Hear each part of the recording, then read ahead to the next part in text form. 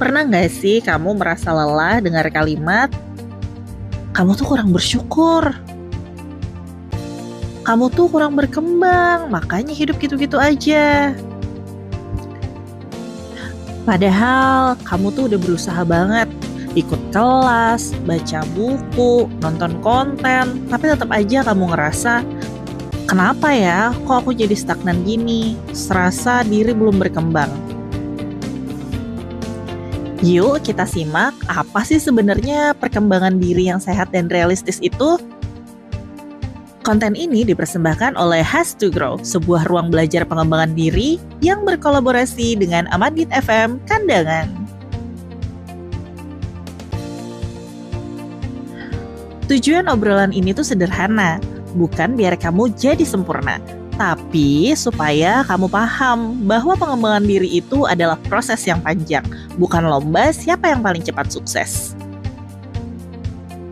Di dunia pengembangan diri, kita sering mendengar tentang istilah self-improvement dan self-development. Beberapa ahli membedakan antara self-improvement dan self-development. Self-improvement itu fokus memperbaiki diri lewat usaha individu, sedangkan self-development proses tumbuh jangka panjang. Dalam self-development, kita juga menggali makna, mempertajam karakter, dan menyelaraskan hidup dengan nilai yang kita percaya. Pengembangan diri yang sehat bukan cuma soal jadi produktif, tapi soal memenuhi kebutuhan dasar manusia tentang merasa mampu, merasa punya kendali, dan merasa terhubung dengan orang lain. Self-determination theory menjelaskan bahwa manusia butuh merasa punya pilihan, butuh merasa mampu, dan merasa terhubung serta diterima oleh orang lain. Penelitian tentang self-awareness juga sangat menarik untuk dibahas.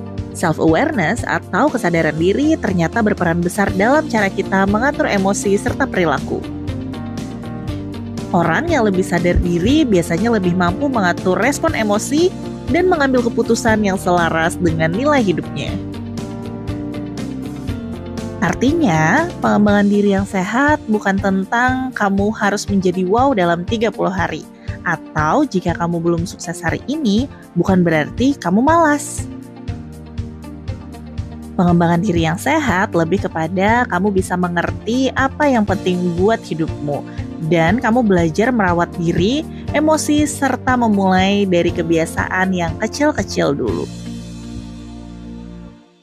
Beberapa riset di Indonesia bahkan menunjukkan bahwa kemampuan mengatur diri atau self-regulation berhubungan positif dengan kesejahteraan mental dan rasa percaya diri.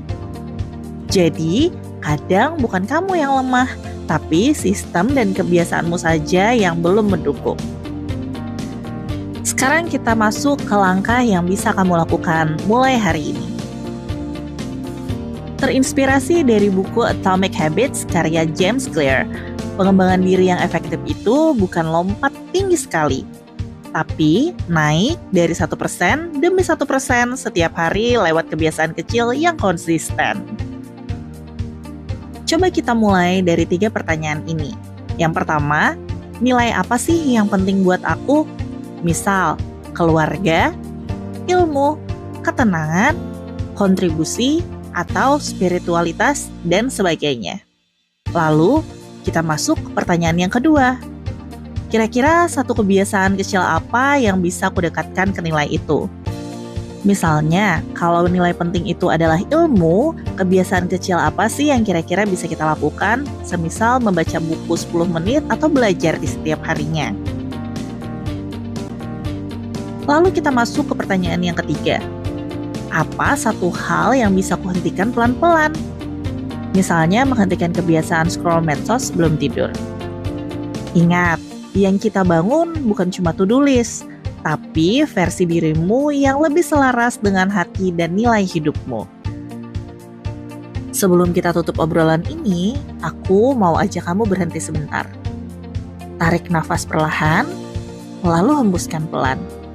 Kemudian, tanya dalam hati. Kalau aku tidak lagi sibuk mengejar standar orang lain, versi diriku yang mau aku kembangkan sebenarnya seperti apa sih? Pengembangan diri yang sehat tidak membuatmu merasa hina karena belum sampai kemana-mana, tapi membantu kamu menghargai setiap langkah yang sudah kamu tempuh, sekecil apapun itu. Dan di minggu-minggu ke depan kita akan terus belajar pelan-pelan, bukan untuk orang lain, tapi untuk jadi diri sendiri dengan versi terbaik dan realistis.